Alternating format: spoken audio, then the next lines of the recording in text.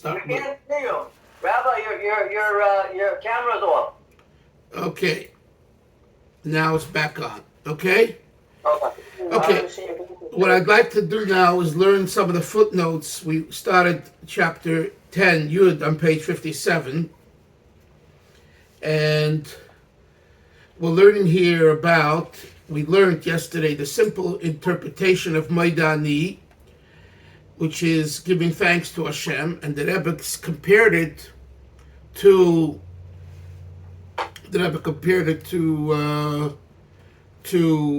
Birchas Hanenin. Aaron is eating an ice cream, that's called Birchas Hanenin. He's having pleasure from the ice cream, right? So the Rebbe said that just like Birchas Hanenin, there is the idea that you make the bracha immediately, either before or after the bracha, after the issue that you're eating or pleasuring yourself from.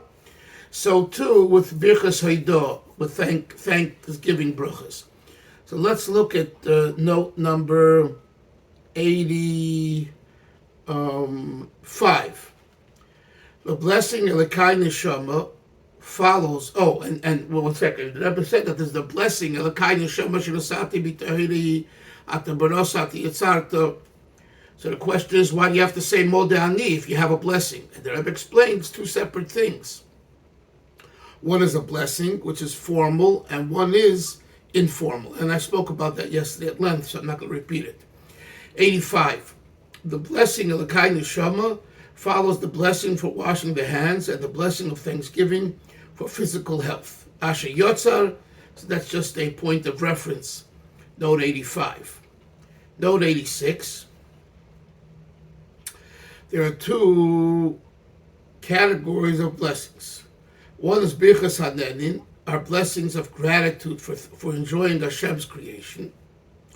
They include Hamoitzi before bread, and similar blessings, right? That's called Birchat HaNehenin, from the word Hana'ah, satisfaction, gratitude. And then there's something called Birchas Hoidah, blessings of praise. Moshe, we're on note 86 on page 56.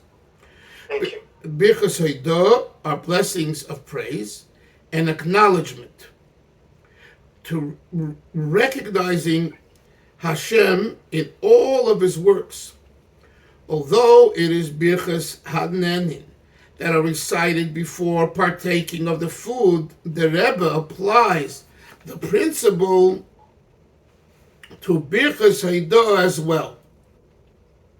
In other words, the concept of saying a blessing before you have benefit from it is technically associated with Birchas Hanenin. Yoni Meir Shahakol Niyeh B'Dvaro, before he ate his ice cream, before he began eating. That's or your cup, right? Shahakol Niyeh B'Dvaro, before you drink your water.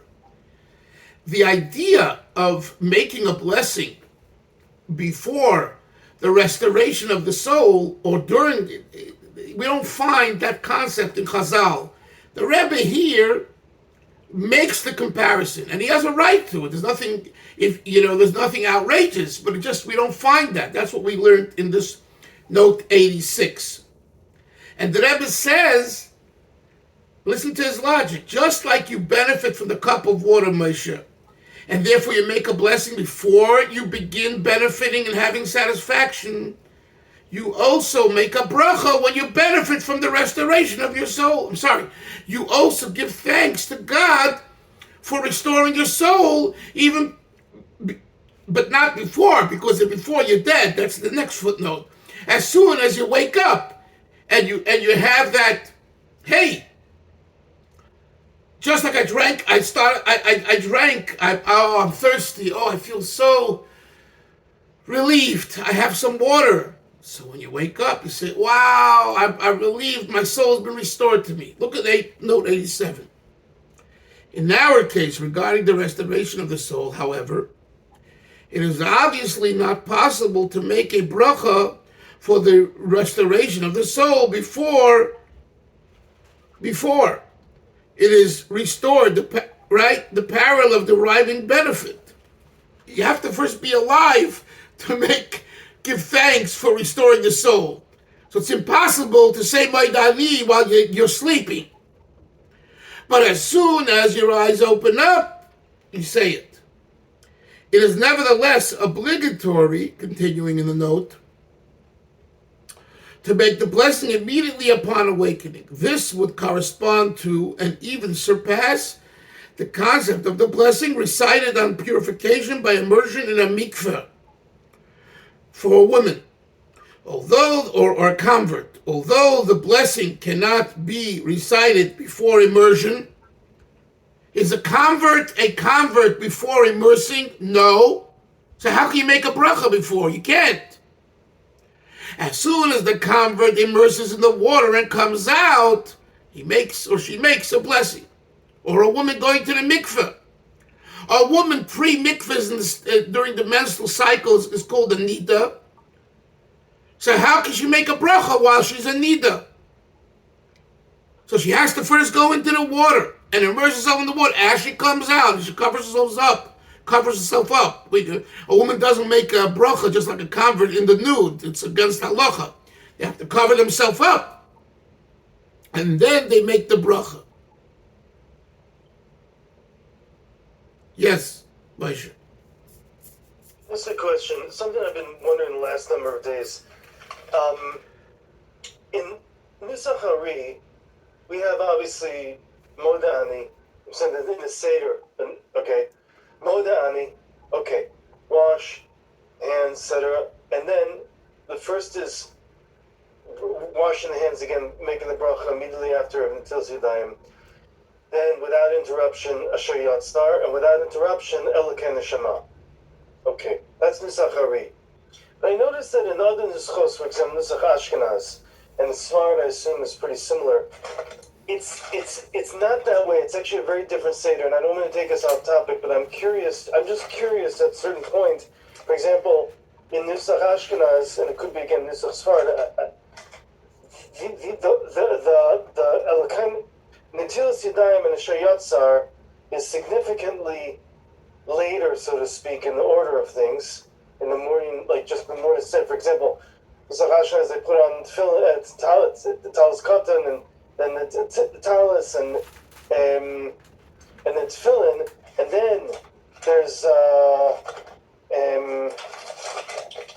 matovu, then odon olam. Yes. So what? And only then Netilas Yadayim and Asher Yatzar, and then they have Birkas HaTorah, and then, only then, Eloki Neshama, and then Birkas HaShachar.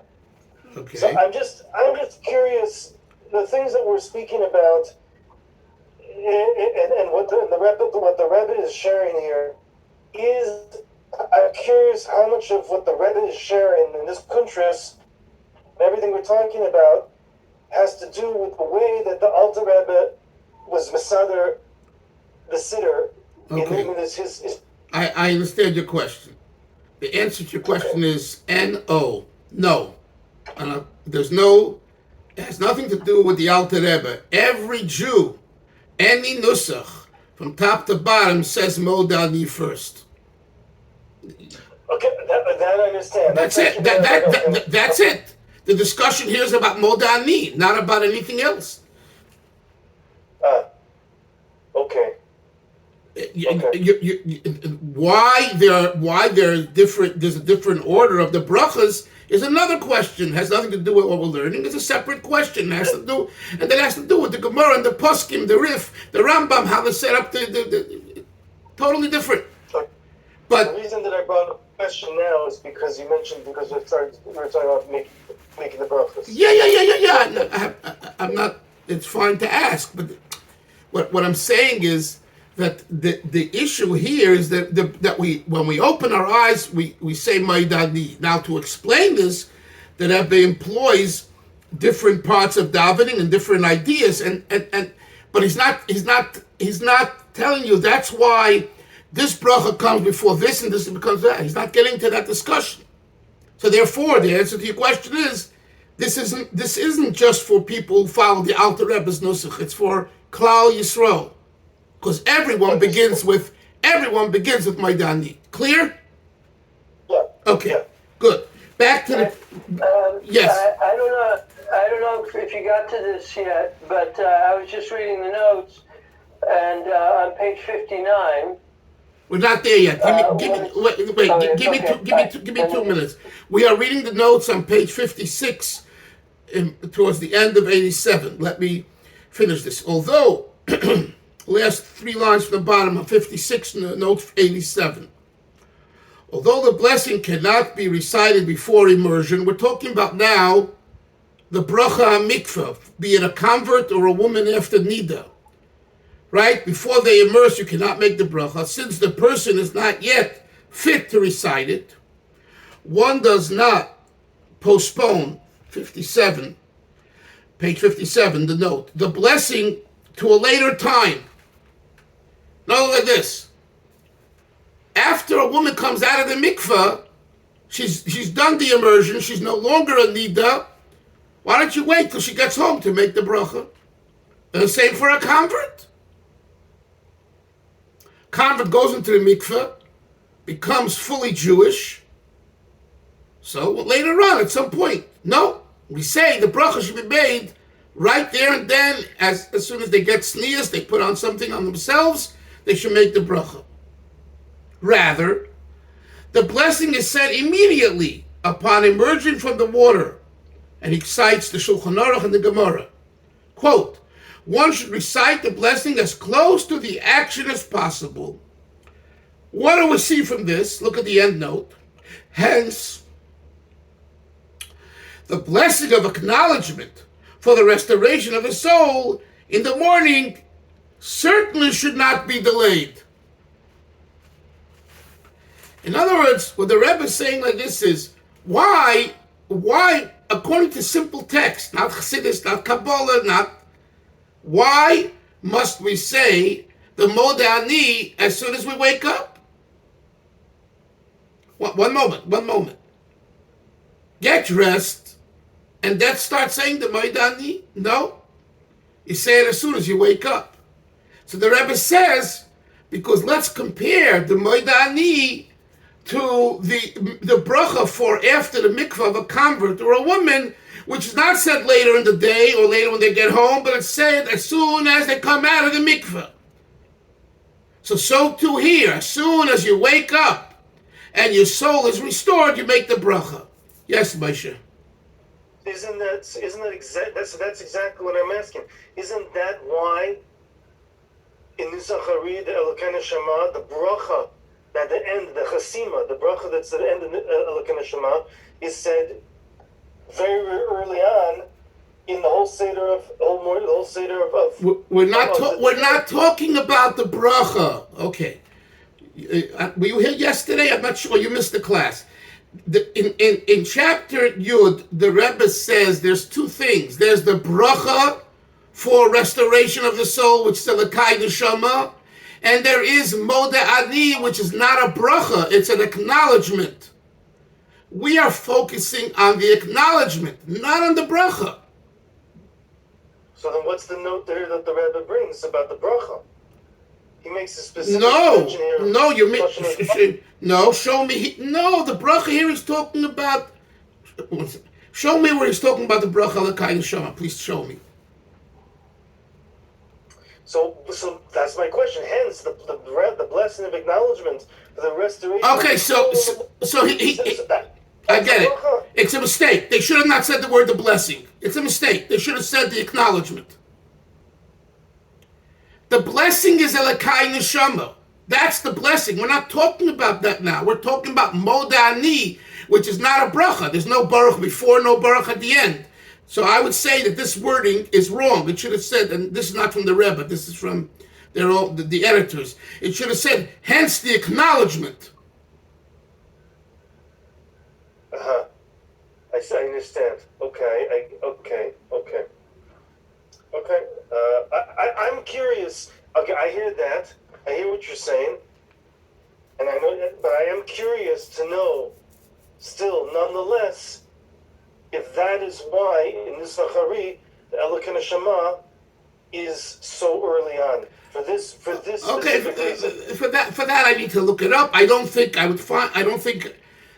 My gut feeling is it doesn't say, but we need to look into the Siddur Shara Kolel. The Rebbe had a grandfather, and the Rebbe's grandfather, he took the Alter Rebbe Siddur and he explained many things. Also, the order and different words he chose. The Alter Rebbe's nusach versus other nuschos. It's called Siddur Shara Kolel, and it's printed usually in the back of the large Chabad Siddurim. That's where I would. What? The Reb Leibig's father? No, the Rebbe's mother's grandfather, I think. Not even father, grandfather. His name was Rabbi Levut, Levut. He wrote the Siddur commentary called Shar HaKolel, because the Alter Rebbe said that his Siddur, his Nusach, his Kolel, all the Nuschos, right? He used 60 Siddurim, many Kabbalah Siddurim, and he incorporated them all in the version that he put forth. So this commentary is called Shar HaKolel, the gate that includes everything. Over there, I would look, but it has nothing to do with the text over here. Here we're talking about the Modeh, which is universal to all Jews, and the point that Rebbe is making is very simple. That just as regarding the blessing of for conversion, or for a non-Jew becoming a Jew, or a woman after nida leaving the status of nida, is done right after, so too the Modeh Ani, the acknowledgement, not the bracha, not Eloki Neshama, is done right after you wake up. And Moshe, it's very simple.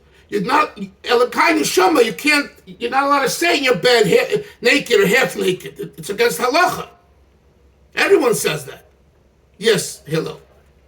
When does a woman make a bracha ala tvila? After she comes out. After she comes out, there's no bracha that said before you immerse? Not according to what I learned right here. I'm just telling you what I learned here. That's what it says. Okay, let's go now.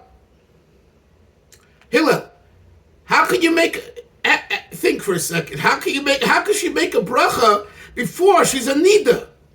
She has to first go into the water to become not a nida.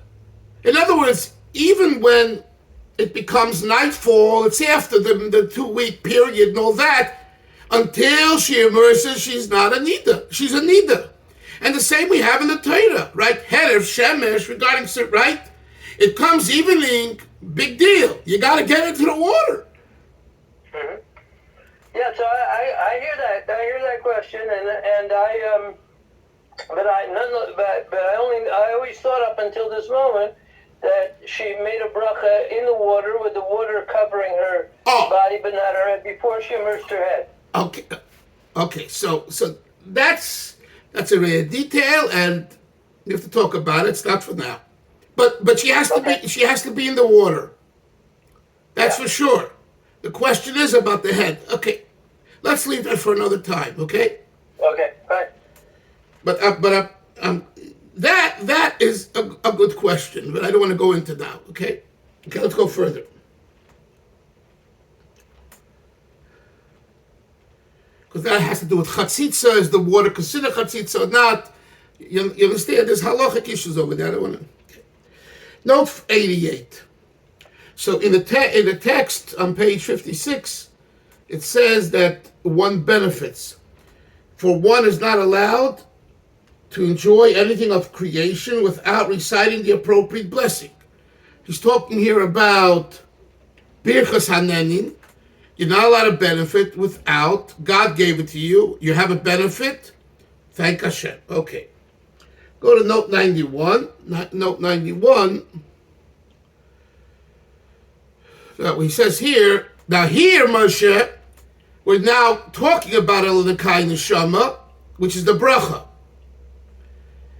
And he says, and this cannot be said in our times before the normal washing of the hands. So now we are referring to the Eloki Neshama. And he says in Note 91, Modeh only contains the words everlasting king in its reference to God, but does not mention any of his names in capital M, N, directly. For one is not permitted to pronounce any of God's names until after the morning ritual washing of the hands. Washing the hands restores purity and cleanliness to the mind and body, Shulchan Aruch Harav, the Alter Rebbe Shulchan Aruch. So in other words, that's why the bracha Eloki Neshama is not said till you're fully dressed, washed your hand, and pure. Whereas Modeh, which is not a bracha, it's only Haidah, thanksgiving, is said even in the state of non-cleanliness. Let's go to page 58. Next page, note 92. Maybe this will also help clarify for us Moshe's point. A blessing in Jewish law is defined by its mention of God's name and his kingdom, as in the formula, blessed are you, Lord our God, King of the universe. The text of Modeh does not contain these elements. So Moshe, in note 92, it gives you clearly the difference between Modeh and Eloki Neshama. A bracha must have God's name, either at the beginning and at the end, or just at the beginning, or just at the end. That depends on what kind of bracha it is. Clear? Okay. Note clear. Yes? It's clear. Again, you mentioned this already, but just regarding going to the Shara Kolel to find out about why the Eloki Neshama is put early on, I'm wondering, and my question is simply the whole concept of the bracha, making a bracha on the restoration of the neshama. That's Eloki Neshama. So I'm just wondering, is this whole concept, is the Eloki Neshama and Nusach Hari put as close as possible to Modeh, because so we can say that bracha. Again, I know I'm not talking about Modeh now. I'm talking about an actual bracha, making a bracha on the restoration of the neshama. Again, I don't have the sefer in front of me, so I cannot answer you, with authority. However, do you know that a person can say Modeh at 6 o'clock and then say brachas at 8 or 9 o'clock, as long as Shema doesn't pass? 3 hours later, so it's 3 hours later. There's no closeness between Modeh and Eloki Neshama. Okay, I hear. Okay, yeah. You're looking at the siddur, and one follows the other. So you're saying they're close. It could be they're not close. That's true. I hear that. That's true. That's a good point. Okay. Yeah, but again, I really would need that siddur. I don't have it here. I'll have to wait till I get back to New York. And then, hopefully, and I'm not sure I'm going to find it over there, but there are reasons. What you're asking is what you're really asking, and this is the way to think of it, being that you are a Talmud scholar. The idea is, this is the way this would be studied in the yeshiva halls, okay? In Mir and in Lakewood and whatever. What is the reason for the different order of the brachas? That's the question. Yeah. You understand? Your question is a question, but it's like, well, we have them in the siddur next to each other. It doesn't work that way. Because, as I said, you could say the Birchas HaShachar much later than getting up in the morning. It's two separate worlds. It happens to come together in the siddur because it's a book. You have to put things down in writing. Now, why is the Nusach Ashkenaz and this Nusach this way and that way? That needs to be looked at. And as they say, the order of Tefillah has been categorized by the Rambam, the Rosh, the Rif. Later, and then the Shulchan Aruch and the Ramah, each one following who they follow, wrote it that way, and then the Alter Rebbe, and the Aruch HaShulchan, and the Mishnah Brura, and the Kaf HaChaim, each one, this writing and paskening based on what they are, Ashkenaz, Sfard, Ari, etc., that's how they rule. So there's a trajectory going back to the Gemara and to the authorities on the Gemara, namely the Rosh and the Rif. And from there we have the Rambam, or the Rambam most at the same time, etc. And from there we go to the contemporary, from the 500 years ago, the Shulchan Aruch, the Mechaber, Rabbi Yosef Karo, Tzfas, buried in Tzfas, Ramah buried in Krakow, Rabbi Moshe Israel's, right? I was in Rabbi Yosef Karo's shul learning with my son last week. So beautiful. That's it.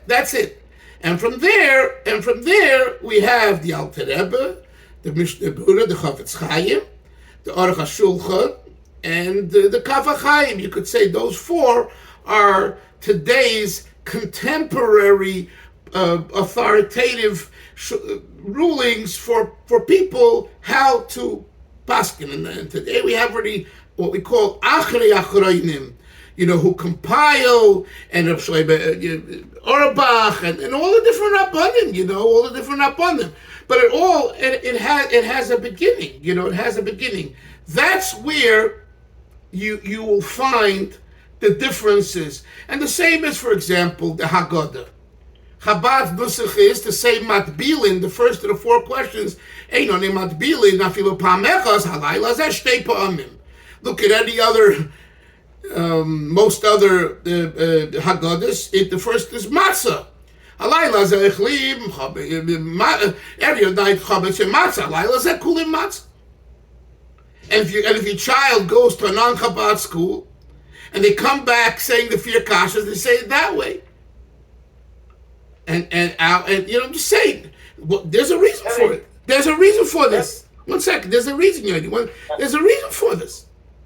And the Rebbe in his Haggadah, look into the footnotes, you'll see it gives you all the many citations why the Alter Rebbe chose this nusach. And then he gives his own commentary, because what's most curious for a child is a minhag, a custom. Halacha, everyone knows. But a custom, what's this all about?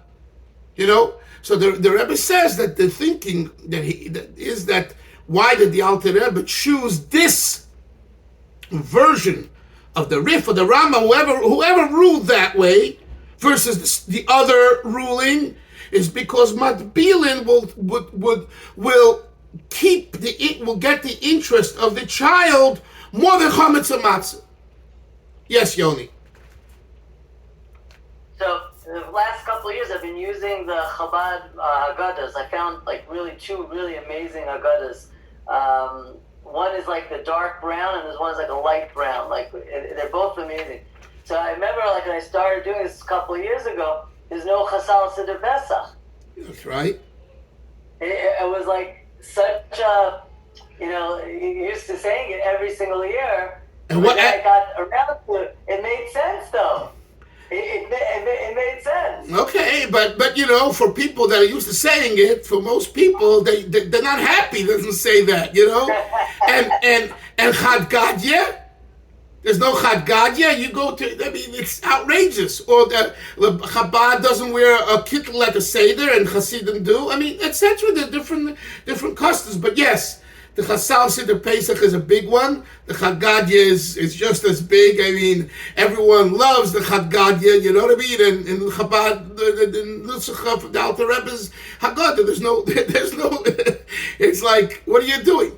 You remind me, Dr. Twersky, Rabbi Dr. Twersky, Avram Twersky, at a wedding in the 1970s, early 70s, of a very close friend of his in Pittsburgh. He lived at the time in Pittsburgh. Rabbi Darren, who has a son, Shliach, one I think is in Lud, in the old city, that little Chabad right there, that's Darren's in charge there. So the father was a very close friend of Rabbi Twersky. He was a big Talmud Chacham. And he was a survivor, he came along from Shanghai.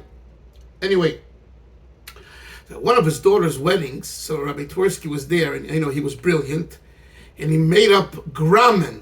You know what grammar is, right? Like these rhymes at a wedding, on the spot. He was such a brilliant man, and they taped it. I heard it. It's available, but it's in Yiddish.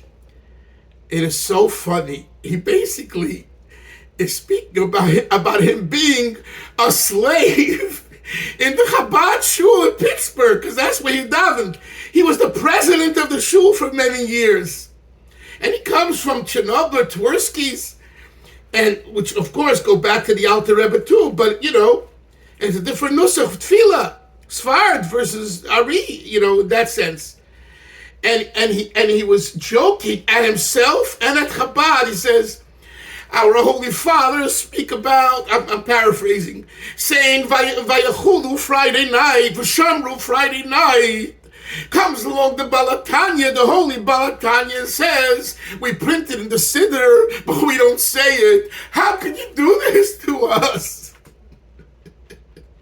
But he says it with such chachma. It's brilliant. And so he goes through like all the things that Chabad cuts out from the traditional Siddur and Machzer, and it's so funny. And this was a gift that he gave to the Chassid and Kala and to the Mukhatanim, so he was kind of like laughing at Chabad, laughing at himself that he never is davening a nusach, even though maybe personally he's davening his nusach, but they're not saying things that he's used to saying. I want to continue now inside the text, okay? I want to try to finish page 99. What time is it? Does anyone know? It's 3:18. Then we're going to have to stop. We'll have to stop. Yeah, what do you want to say, Moshe?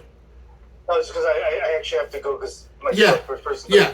Okay, so we will continue tomorrow. Chevra, I have another shir. Zaydas with everyone. Take care. We left on a good note with the story of Rabbi Twersky, and it's a new one. I never told you that before. I don't think. Okay.